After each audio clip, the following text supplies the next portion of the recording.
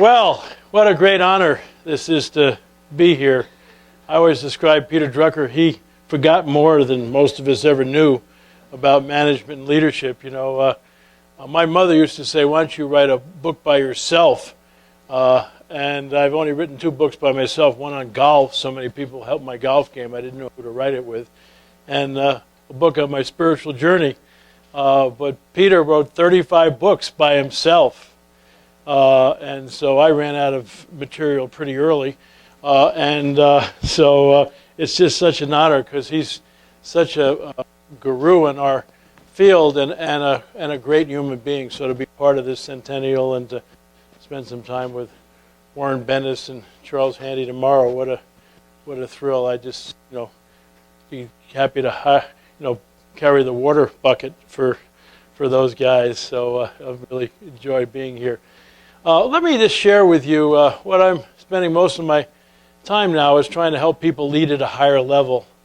And we define leading at a higher level as helping people accomplish worthwhile goals while taking into consideration the needs and concerns of all involved. Making money is not a worthwhile goal. It is a byproduct of doing good things. And so when we talk about leading at a higher level, we're really talking about, in many ways, a triple, a quadruple bottom line, which I wish Wall Street would adopt, which is that profit is the applause you get for taking care of your customers, treating your people well, and being a good citizen in your environment. And you want to be a provider of choice, you want to be an employer of choice, you want to be a citizen of choice, and sure, you want to be the investment of choice too. I was telling the group earlier, a wonderful quote from the Dalai Lama recently, and he said that businesses are complex organizations. They are not money-making machines. And he said that sure, making money is important so that organizations can do good things. But he said human beings can't survive if they don't have food or water. But to define us as, just, gatherers of food and water and all really misses the point. We need food and water so we can do good things and make a difference in life. And I think that's what's really true. So what I want to talk to you about is if you're going to lead at a higher level, what would that mean in this tough economic times? And I'm suggesting to people that there's 3 things we need to focus on in tough economic times if we're going to lead at a higher level. The first one is, as leaders, we need to be bearers of hope. If you're not hopeful, then your people are in big trouble. It doesn't mean you should deny the truth about the present reality, but what you really need to do is to say, we can make this through this. We've done this in the past. We're very fortunate, Margie and I have a 94-year-old entrepreneur on our board of directors. And he said, come on, I went through the Depression, 29. He said, they didn't have any systems or anything. He said, this is tough, but that was really tough. So Pat has been just a wonderful perspective setter for us. And so that you really need to be bearers of hope and say, we can do this. Let's hang together. This is tough, but we can make it. And to show you the power of being hopeful, why don't you all stand up? I want to do a couple of things. First, what I want you to do is, within the limits of where you are sitting, I'd like you to take about 30 seconds and greet as many people as you possibly can, but greet them in a special way.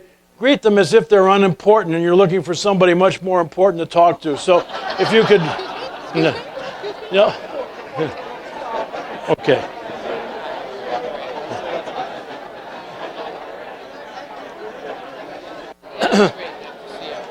Okay, stop where you are, but don't sit down.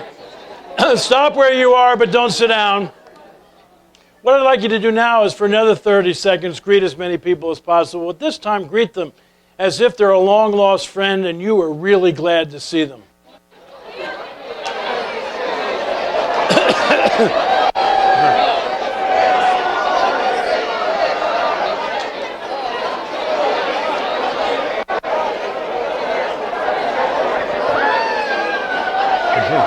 Okay, you can sit down. You can sit down. You can sit down. When I'm not in California, I always say to people, why do you think I did that, besides I'm from California? And we're going to bring in some hot tubs a little bit later. But the reason I did that is that if you want to run a great organization, great family, great church and all, you have to know how to manage people's energy, including your own. Which of the two activities was there more energy in the room, the first one or the second one? Second one, significant. And what did I do to change the whole energy? All I changed was what you were thinking about. From a negative thought, these are unimportant people, to a positive thought, these are long lost people. And all of a sudden, the energy in the room changed, see? And it's really interesting. I don't know how many of you know that the brain and the computer have a lot in common. You know what they have in common? Both the brain and the computer do not know the difference between the truth and what you tell it. When you put information in a computer, it doesn't say these facts are wrong, where'd you get these facts? The computer will do whatever it can with the input you give it. What have we said about the computer for years? Garbage in, what? Garbage out. You know the brain is the exact same way? Your brain doesn't know the difference between the truth and what you tell it. If you woke up this morning and looked in the mirror and said, you were fabulous, your brain is going to say, who are you kidding? You know, I know you a lot better than that. And so one of the things that's just amazing is the power of what? Being a positive force and being a thing of hope and helping program people's minds in a positive way. I'm not talking about in a negative way. And what's so interesting is that when you start to be hopeful and send positive messages to people, what happens to their behavior? I didn't tell you how to behave, did I? But how did you behave when I said these are unimportant people? Very little eye contact, shoulders down, very little touching past by each other. And then I said these are long-lost friends. What happened? Your faces lit up. You started to laugh. You started to hug each other. I didn't tell you what to do. But just changing your energy by what I put in your brain changed the whole behavior in the room and changed the energy. And so I can't say enough about that. I started a golf school a number of years ago. I'm a golf nut.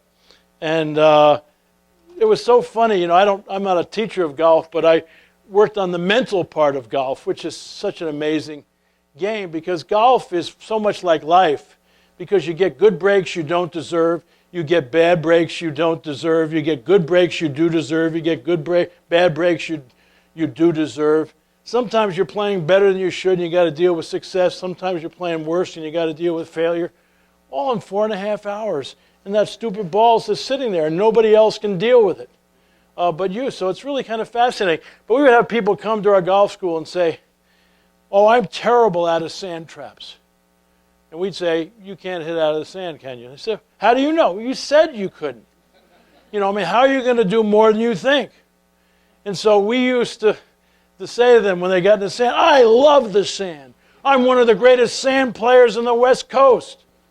You know, I mean, the mind doesn't know. You've got to be kidding me. So we first had them be really positive, and then we had them walk like they knew what they're doing. Because your physiology, which you all did, should follow your beliefs. Okay? And so we'd have them walk into the trap. Hey, let me in there, baby. Man, I'm one of the best, you know. And then, of course, we'd teach them some skills, and it was amazing how they could get the ball out of the sand trap. Because they started to think that they could do it and walk like they could do it, and then they could take the things. But you get people saying, I can't do it. No, you can give them the best teaching in the world. They're not going to do anything. And so the first thing I want to really emphasize with you, in all your interactions and all, you got to be a bearer of hope. If you got a bunch of niggers around you, dump them. Get rid of them. You don't need them in your life. I mean, I don't even look at the newspaper anymore, except the sports section or the news. A book with Norman Vincent Peale, the old positive thinking minister. He was 86 years old when I met him, and I loved what he said. I said to him one day, Norman, why doesn't the news publish more good news? He said, I'm so glad they don't. He said, if good news was news, there wouldn't be much of it going on. He said, the only reason bad news is bad is not much of it happening. And when you really think about business, you think, listen to the local news. There's a fire, a couple of rapes, maybe a murder, and all that. But millions of people got home, and nobody says anything about it. And they even take care of their families. And so what we got to do is, I was on TV recently, they said, what do you think of this economic downturn? I said, you finally accomplished your goals. You've been programming our minds for so long, and why don't you get off of it? And so what we need to be is bearer of hopes. The second thing is that you got to look at your people as your business partners. I've seen so many organizations, tough times, they get behind closed doors, the top manager, figure what are we going to do, and everybody's sitting out there trying to wait, wonder what they're going to do. That's the stupidest thing in the world, because your people know all kinds of things that you don't know. You got to invite them as your business partner. We had our greatest year last year. Our company, we got 320 folks working for us. We have an office in Toronto, London, and Singapore, and partners in 30 nations. And we had the greatest year in the history of our company, 30 years last year. But you could see it starting heading down in November and December. January, it hit the toilet and all. And it really could see the data that we're going to be down 20% or more and all that kind of thing. And we had a 30-year anniversary planned. And so it was supposed to be a 2-day celebration. We took one of the days and we brought in the Wildworks group that has worked here at the Drucker Center. And with 350 people, we brought people into small groups and brainstorming ways to cut costs, ways to increase revenues, all kinds of things and all. Why? Because they got so much data. They know what's ongoing out there. One of the things you got to get is that none of us is as smart as all of us. And somehow people think in organizations that all the brains are in the top of the organization. That's crazy. You got some of the smartest people in the world that can really help you there. I was last summer, the summer before, I was with Southwest Airlines when the gas price was a real problem in the airline industry. This was before the economy hit the skids. And here's Gary Kelly, the new CEO and president, took over from Colleen Barrett, and Herb Keller is both still involved, saying to people, we need your help. What can we do to increase revenues? What can we do to cut costs? And it was from one of their employees that they came up with this whole thing where you can call ahead to Southwest Airlines and get, a privileged thing for $35 or something. You can get in the front of the line, because normally they don't have any first-class seating and all, but you at least can get in front of the line. That has brought millions of dollars into them just by people paying $35 or $40, a little extra to get in line. One of their people in working as a mechanic said, why don't we eliminate uniforms? That's costing us a lot of money, and they go, whoa, let's really take a look at that. And the point I want to make is that your people know a lot about what's happening out there, and you need to involve them as your business partner. Stop turning your back on them and thinking that all the brains are in the top of the organization. And it's so interesting. People have asked me, how do you build trust in an organization in tough times? It starts with respect. And my friend Ichak Adisis, who taught at UCLA for years, has a wonderful concept about the difference between trust and respect. It's a nonverbal thing. So, if I respect Margie, I face her because I want her opinion. If I don't respect her, I turn my back on her because I could care less about what she thinks. If she trusts me, she's willing to turn her back on me because she knows I don't mean her any harm. If she doesn't trust me, she watches me like a hawk. And see, one of the things is if you will face your people and bring them into the decision making and share data with them in terms of, boy, we in our meeting at the end of February, we shared everything with our people. We do it every quarter, including our bank loans. Where are we there? What kind of money can we borrow? And all that. A lot of people say, well, I've never been in a company that did like that. Well, we need your help. You got to have the information. I was working with a president who owned a bunch of restaurants one time. And I was trying to say is you got to have your people as your business partner. And he was running around like this with the balance sheet and all this kind of stuff. So one night we went into his biggest restaurant about 10 at night when they were kind of cleaning up and everybody had pretty well left. And we got everybody into the dining room. We had dishwashers, pot washers, chefs, receptionists, bus boys, everybody. We got them into round tables of about 6, and we said, at your table, why don't you all talk and come out and share with us at the end of the discussion of every sales dollar that comes into this restaurant, what do you think falls to the bottom line in terms of profit that can be returned to the owners or reinvested in the business? You know the least that was guessed at any table? 40 cents. 2 tables guessed 70%. You know what the profit margin in a restaurant is? Any restaurant people here? If you can keep 5 cents, you're excited. 10 cents, you're in ecstasy. And what blew the president's mind is the head chef said, let me see if I get this right. If we buy a steak for $6 and we sell it for $20 and our profit margin then is $1 and I burn a steak, we have to sell 6 steaks for no profit to make up for my wastage. He already had the thing figured out. But if people think you're making 40, 70 cents a dollar, do you think they care about food costs, labor costs, any other kinds of things? You got to involve your people because their jobs depend on you staying profitable and all, but they got to at least know what the deal is. And so I can't tell you enough, in good and bad times, you got to look at your people as your business partners. The third thing that I think is really key is that you got to be servant leaders. And when I talk about servant leadership, a lot of people think I'm talking about the inmates running the prison or trying to please everybody or some kind of religious movement. They don't really understand leadership. See, there's 2 parts of servant leadership. One is strategic leadership, which is all about vision and direction. And the other is about operational leadership, which is all about implementation. Okay? The strategic leadership, which just says, what business are we in? What's the picture of the future? What are our values? What are our goals? What are the initiatives that we're going to focus on this year? That's the leadership part of servant leadership. And that's very important because if people don't know where you're going, your leadership doesn't matter. I mean, Alice learned that in Alice in Wonderland. Remember when she came to the fork in the road and didn't know what to do, and the fool Cheshire Cat's sitting there and says, which road should I take? And he said, where are you going? She said, I don't know. He said, it doesn't matter. And so I want to tell you, if you don't do strategic leadership right, your leadership doesn't matter. But now the second part of servant leadership is operational leadership or implementation, which is, now how do we take the strategy, the vision, the values, the direction, initiative, and accomplish them and live according to them?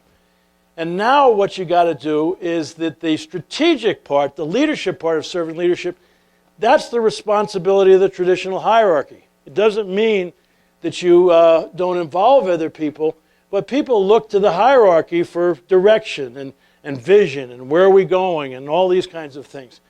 And so that's their responsibility. And then you want, once you've done that, you want people to join your organization who will be responsive to the strategy, to the vision and the direction that you've set. Now, when it comes to operational leadership or implementation, now the traditional hierarchy doesn't work.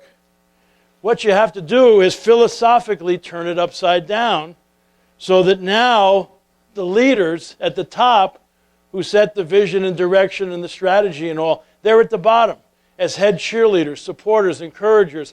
And who's at the top? The people closest to the customers. And this is the most tough thing for most organizations. And the reason why they don't get much help from their customers or their people is they got big egos at the top of the organization and they want to keep the hierarchy alive and well for implementation, see? You want to make sure you know who's in charge and who's this and all. And so what happens is you have all the energy in the organization sucking up the hierarchy. If there's a conflict between a customer need and what your boss wants you to do, who wins?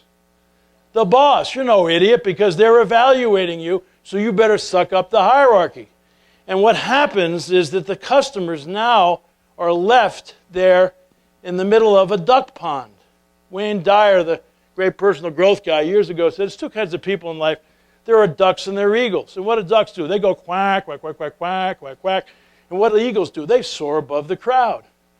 Okay, you can always tell an organization run by self-serving leaders because the hierarchy is alive and well, because if you got a problem with the customer, they go quack, quack, it's our policy. Quack, quack, I just work here. Quack, quack, I didn't make the freaking rules. Quack, quack, do you want to talk to my supervisor? Quack, quack, quack, quack, quack, quack, quack, quack. And that's what they're doing. They're just quacking away at you. And that's a real problem, where you can always tell when the organization's turned upside down, because what are you doing? You're dealing with eagles who can soar above the crowd. They'll say, don't worry, I'll get back to you. I'll take care of it and all. They can bring their brains to work. Just to show you a couple of fun examples of this. When I travel, I have this thing I put around my neck. I call it my geezer pouch, you know. As you get older, you forget things. And in my geezer pouch, I have my passport, and I have my license and my ticket and my itinerary and a pen and pencil, and I go around the airport, you know, and all that, you know, and I got everything here. So one day I loaded my geezer pouch, and I left it on my desk, see. And I'm pulling into the airport in San Diego, and I got no official identification. And I got to get on this plane. I don't have time to go back home. Fortunately, the first airlines I went to was Southwest Airlines. Now, the only book I've ever written that I got my picture on the front cover is I wrote one with Don Shula, the old Miami Dolphins coach. You know, they took our picture in Miami Stadium. So I ran into the bookstore at the airport, and luckily they had a copy, and I bought it, see. So this young guy from Southwest Airlines is checking my bag, and he said, could I see your identification? I said, I feel badly. I don't have a license. I don't have a passport. But how's this? And I held the book up, and the guy looked at it. He shouts out, this man knows Don Shula.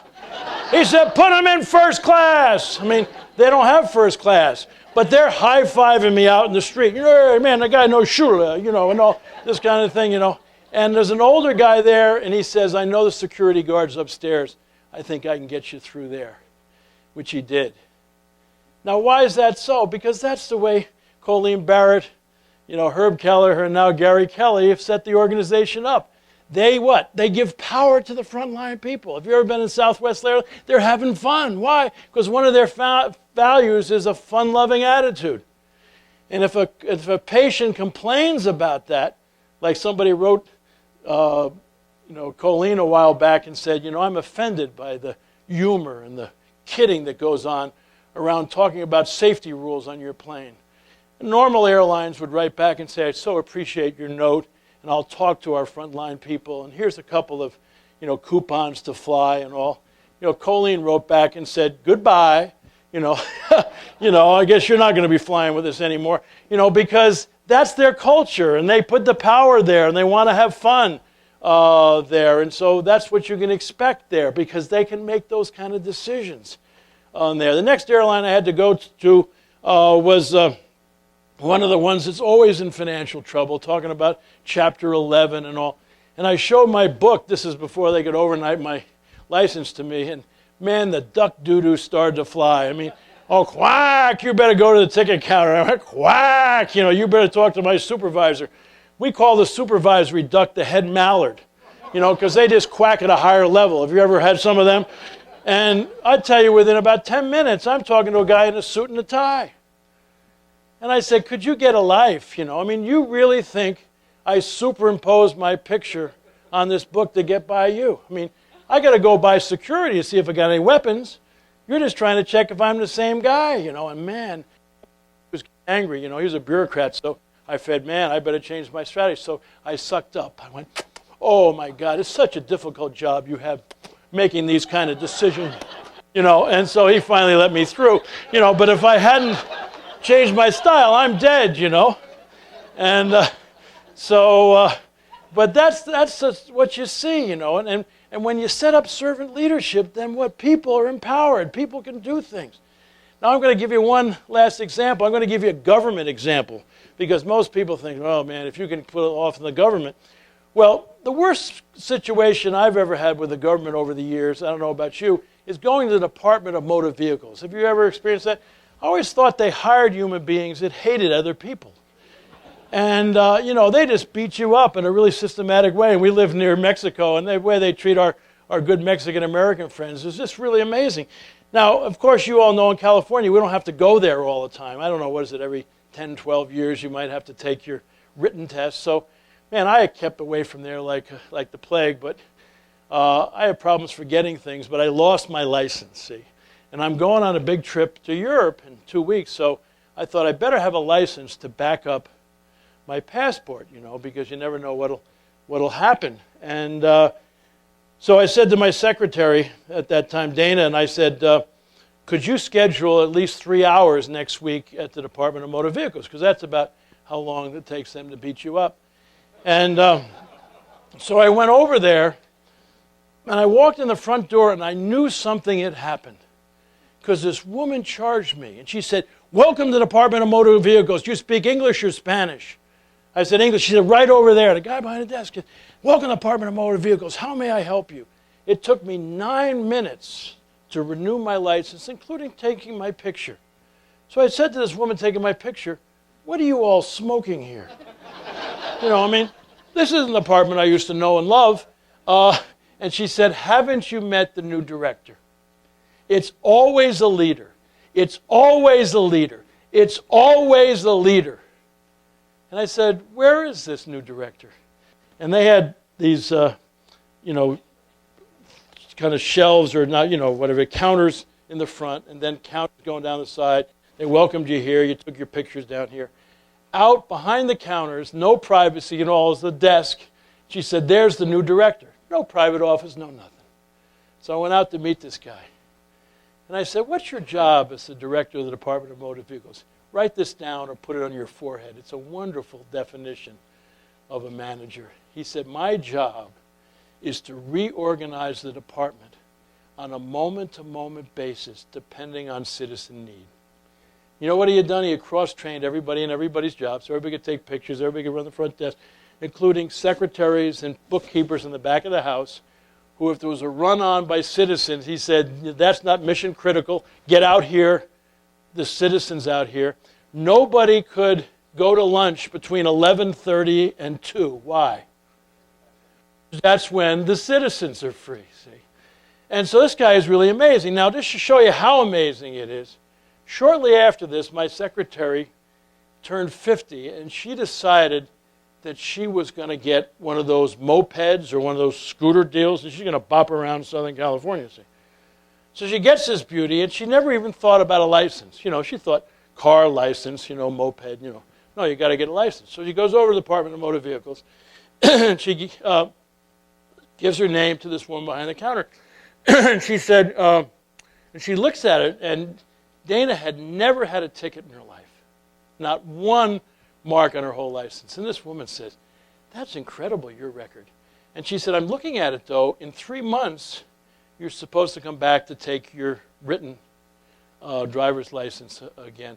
Why don't you take both tests today? Dana said, tests? I didn't know I was supposed to take a test. And she's panicked. I don't know if they were teaching these people human relations, but this woman reached across the counter, patted her hand. Oh, Dana, with your driving record, I'm sure you can pass this test. And besides, if you don't, you can always come back. So I want to tell you one of the interesting things, before I tell you what happened, is I recognized some of the people in this place, and they were people who used to beat citizens up. And now they're cheering them on. What do you think the difference is? Leadership, vision, values, and all. So Dana goes over and takes the test, brings it back to this woman. She falls one correct answer short of passing both tests. So officially she fails. This woman says, oh, Dana, you are so close to passing. She said, let me try something. I'm going to re-ask you one of the questions you got wrong on each of the tests to see if upon thinking about it you can get it right. Now, isn't that amazing?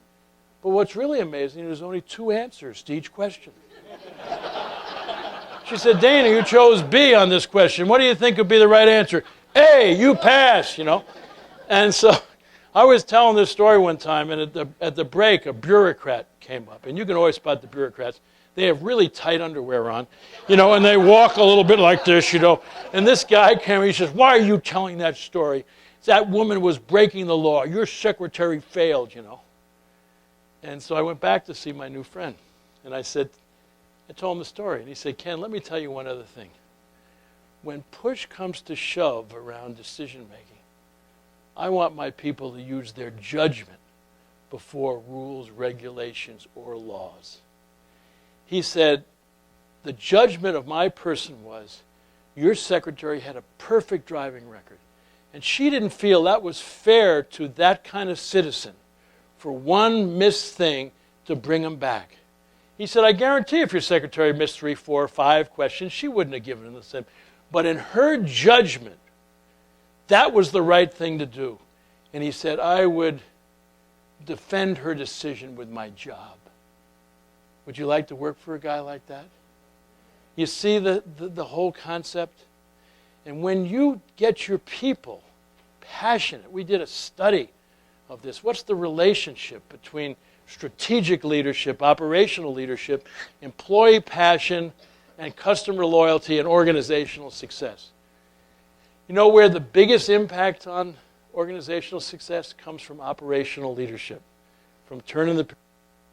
Not that the strategic is important because you need it, but the point is your people and your customers, they don't know what your strategy is. They don't know what the initiatives are. They don't know what the values are necessarily. All they know is how they're treated.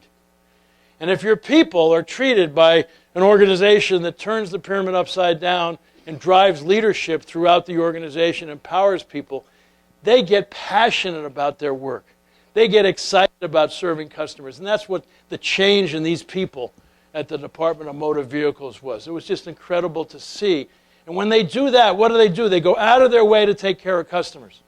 What happens to customers? They get to be loyal. They can't believe it. And they start bragging on these people, which reinforces them again and makes them even more. And they create what we call raving fan customers. What's a raving fan customer? A customer that is so crazy about the way you treat them, they want to brag about you. They become part of your sales force and all. And that is so powerful, you know. It beats advertising every single time. Because if you create raving fan customers, they're out there and they're talking about you and they're bragging on you and all that kind of thing. And so my feeling is that if you're a bearer of hope and you're constantly saying to people, hey, together we can do this. You know, I mean, this is tough, but we'll make it. You know, let's not get down. We pulled through other things together. We can do it and all. And you get them going and they get their shoulders back and, man, let's go get it and all that kind of thing. You really can be amazed at the kind of things you can do. And then that combined with treating them as your business partners, that they can bring their brains to work, that they really ought to be involved in decision making and share information with them so they know what's going on. And then you combine that with servant leadership that says, yes, the strategic leadership and direction and vision is really important, but where the real action is around operational leadership and implementation. And that's when we turn the pyramid upside down. That's where we do the thing. And just to end my talk, and then we'll have some questions, is that one of my big goals as I travel around the world is the reason we can't get more people to buy into servant leadership is that they're self-serving. And the reason they're self-serving, they think that who they are is a function of how much money they make, the recognition they get for their efforts, and the power and status they have in their position. And let me tell you, there's nothing wrong with making good money. There's nothing wrong with getting recognized for your ethics. There's nothing wrong with getting some power status. What's wrong is when you think that's who you are. Because what do? Your scorekeeping is there. How do we get these people already making millions of dollars that want more? I mean, that's so absurd. How much money do you need? How many houses do you need? And all that kind of thing. Why? It's their scorekeeping. Because their self-worth is attached to their performance plus the opinion of others. And they miss significance in life. And servant leaders understand significance. What's the opposite of making money? It's generosity. When we're talking about generosity, what are we talking about? We're talking about not only your generosity of your treasure, your money, but we're talking about your time, your talent, and I like to add a fourth, your touch, reaching out to people. What's the opposite of recognition? I think it's service. You know, how can I help? Is there anything I can do? And then what's the opposite of power and status? It's loving relationships. John Ortberg, who's a great pastor and friend, just came out with a wonderful book you ought to get called At the End of the Game, It All Goes Back in the Box. And it's a story about John and his grandmother when he was young. She was a vicious Monopoly player. Any of you ever play Monopoly? He said when she played Monopoly, she acted like she was the illegitimate child of an affair between Donald Trump and Martha Stewart, you know. And at the end of the game, she had everything and he had nothing. And she would get this great grin on her face and she'd say, John, someday you're going to learn how to play the game. One summer when John was 12 or 13, this kid moved next door who was an incredible Monopoly player. He practiced with his kid every day that summer because he knew his grandma was coming in September. And when Grandma came, he ran into the house, gave her a big hug and a kiss, and he said, Grandma, how about a Monopoly game? And her eyes lit up, and she said, let's go, John. But he was ready for her this time. And he came out of the chute, and he wiped his grandmother out. At the end, he had everything. She had nothing. He said it was the greatest day of his life. And his grandmother smiled and said, John, now you know how to play the game.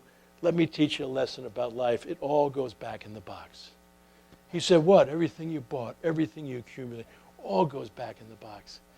And people don't get it, that you can push and shove in life for money. You can push and shove for recognition and power. Baby, when you die, it all goes back in the box. The only thing you get to save is your soul. And that's where you store who you loved and who loved you. I love the ending of Ghosts, which is getting a big play because Patrick Swayze just died recently. But remember that film? It's a story about a financial advisor who gets killed by a supposed friend. He gets to stay on Earth as a ghost to defend his girlfriend, Molly, played by Demi Moore. He gets to talk to her through this wonderful character that Whoopi Goldberg plays, kind of a clairvoyant type, you know, by the name of Oda Mae. And at the end of the film, he's avenged his death. And the three of them are on the rooftop of Molly's apartment. And all of a sudden, this white light comes to get him. And Oda Mae says, they're coming for you, Sam. And he turns to Oda Mae and he says, your mama would have been proud of you. And then he goes and stands in front of Molly. If you saw the movie, he never told Molly he loved her. Molly would say, I love you, Sam. And what would Sam say? Ditto. And now with tears coming down his eyes, he says, Molly, I love you. I've always loved you. And Molly's crying and she says, ditto. And then he goes to face the light. And he stops one last time and he turns to Molly. He says, Molly, the incredible thing about this is you can take the love with you. And that's all you're going to take out of this world. You know, somebody asked my wife Margie recently, you know, what is leadership all about? She said, leadership is love. It's not about love. It's loving your mission. It's loving your customers. It's loving your people. And get this, it's loving yourself enough to get out of the way so other people can be magnificent. And I think if we really do that, I don't care if it's hard times, we can make it together. So God bless.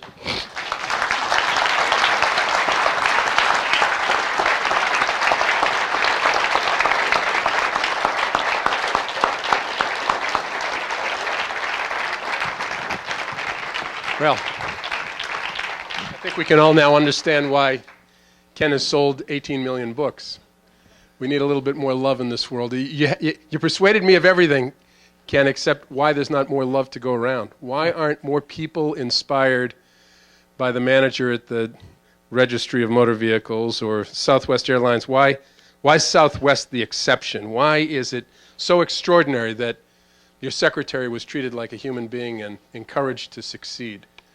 Well, one of the things I've found is that the biggest addiction in the world is the human ego, which stands for edging God out, and somehow thinking you're the center of the universe. And we edge God out in two ways. One is false pride, where we think more of ourselves than we should.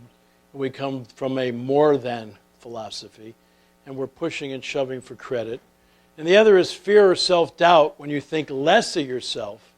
You're coming from a less than thing, and now what you're doing is you're protecting yourself.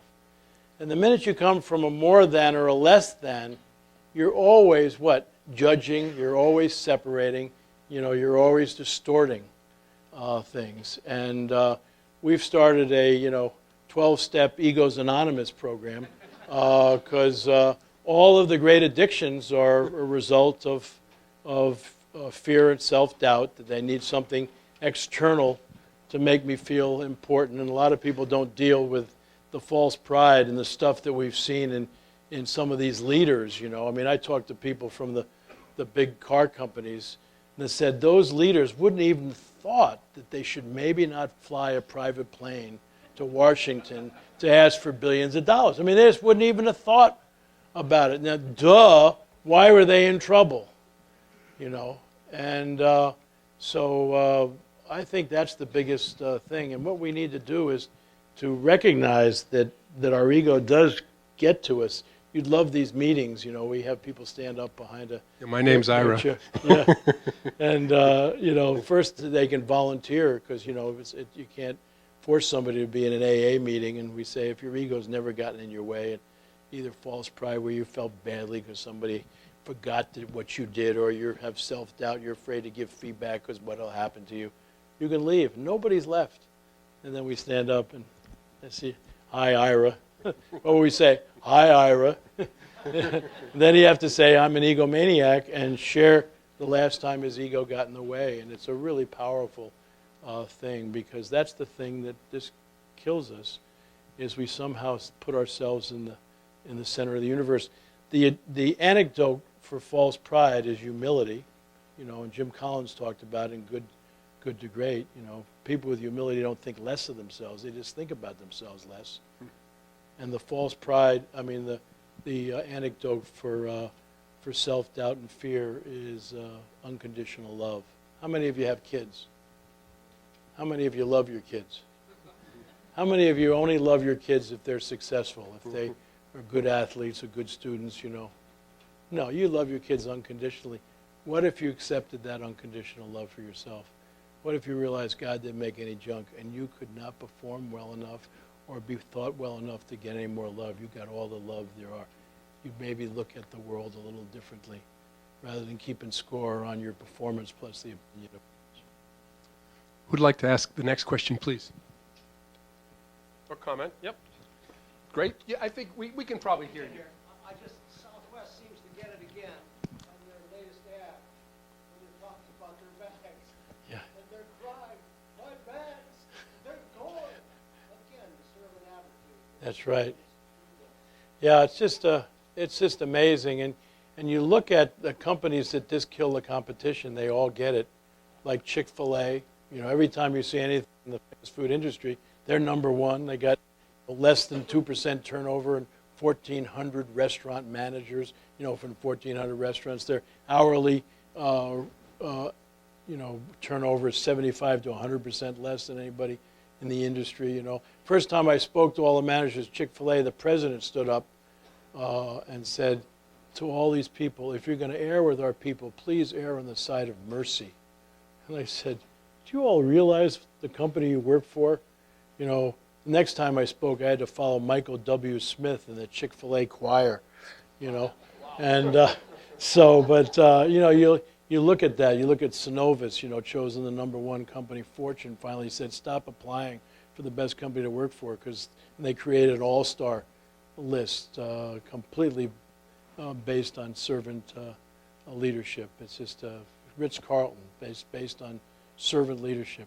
Horst Schulze, who started the whole thing. It just can name company after company that just kills the competition. And why people don't want to get it, and it's the human ego that keeps them from, and the, you know, all those kinds of things. Who's next, please? Stand up, thank you.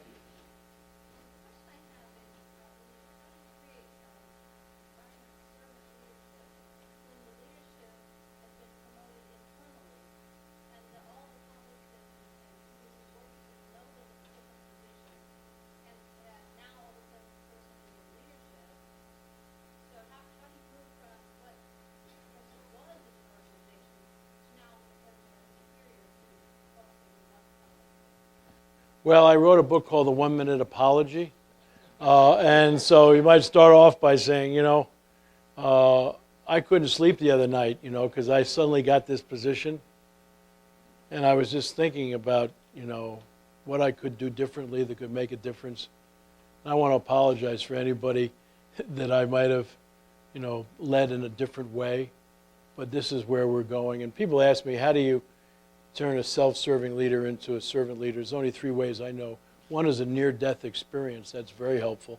Uh, you know, uh, people almost die. They look at the world very differently. Second is a spiritual awakening, and I've seen that happen to people. And the third is a significant role model.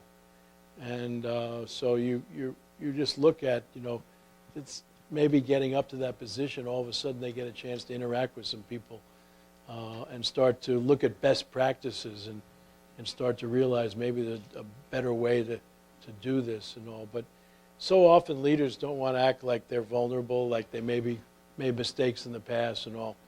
I think that that's one of the ways to build your image and your people, because they all know that you're not perfect. And the quicker you admit it, the better. And I think that's, and yet you just don't get anybody who wants to do that, They all want to cover up. I mean, I wrote the 1-minute apology after the whole Clinton thing, with Monica Lewinsky. If he had just gotten up in front of the country and said, can you imagine what a jerk I am? Here's the President of the United States carrying on in the Oval Office. I apologize. I just, hope that somehow you'll be able to forgive me. The whole country would have said, all right, Billy, stop it.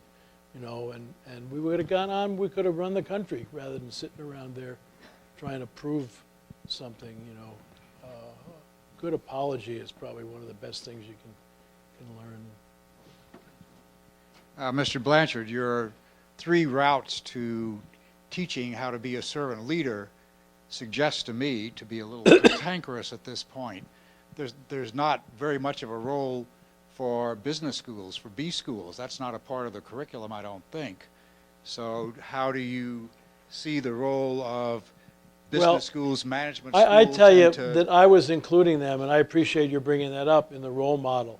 I want to tell you, one of the biggest thrills I have, my title is I'm the Chief Spiritual Officer in our company. I leave a morning message for everybody in our company, and I do 3 things. First, I tell them who to pray for, because people tell me who's hurting and all that kind of thing. Then I praise people, and then I leave them.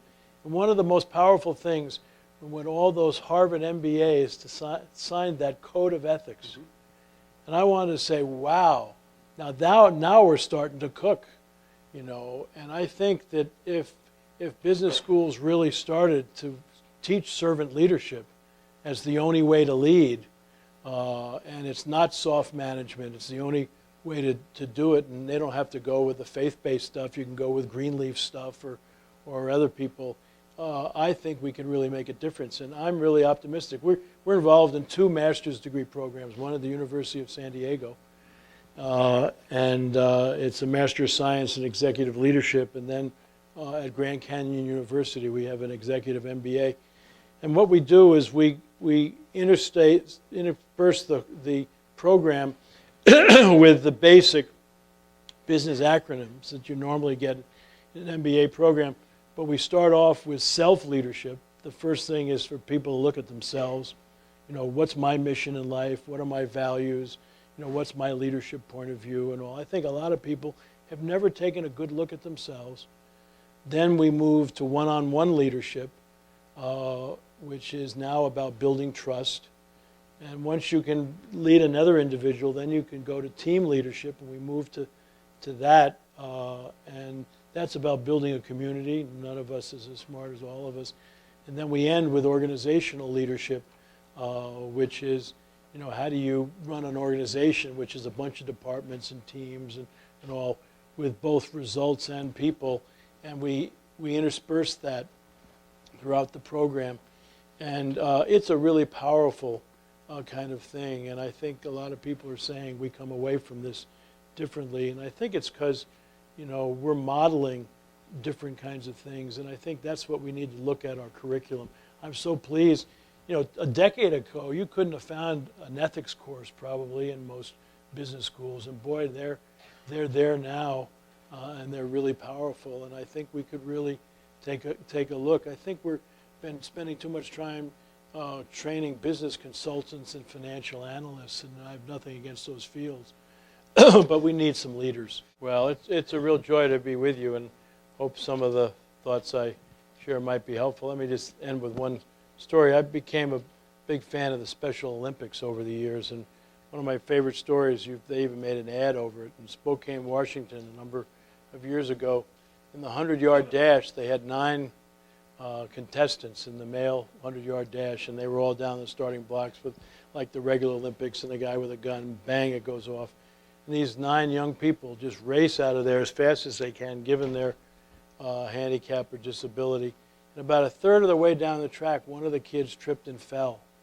And he tried to get up, and he fell again. And he just lied in the track, and he just sobbed and cried loudly. 2 of his opponents heard him crying and stopped where they were and turned around and headed back towards him. The other 6 people raced for the gold. And these 2 young people helped this young guy up, and the 3 of them held hands and walked across the finish line together. And the crowd initially didn't know how to compute this. I mean, it was beyond their belief.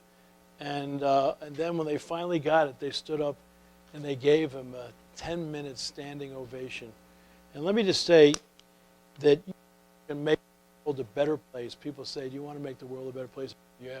What do you do? And everybody laughs. You can make the world a better place by the moment-to-moment decisions you make as you interact with other human beings.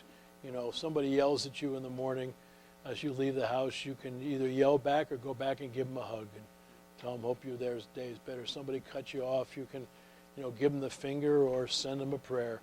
You know, you got all kinds of choices on that, and the choice is always is, am I going to come from a servant heart or a self-serving heart? Are you here to serve or be served? And I think that's what I'd love